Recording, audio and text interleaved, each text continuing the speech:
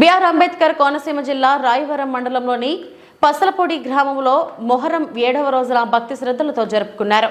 ముస్లిం పెద్దలు షేక్ ఖాసిం, ఫతల్లీ, జిలానీ, వల్లీ, బాబ్జీ, ఈసూఫ్ బాషా తదితర మత పెద్దల ఆధ్వర్యంలో మొహరంను జరుపుతున్నారు.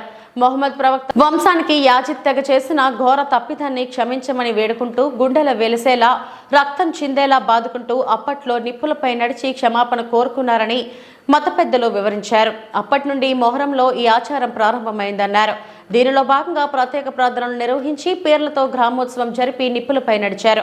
కార్యక్రమంలో జడ్పీటీసీ నల్లమిల్లి మంగతాయారు, వెంకటరెడ్డి గ్రామస్తులు పాల్గొన్నారు.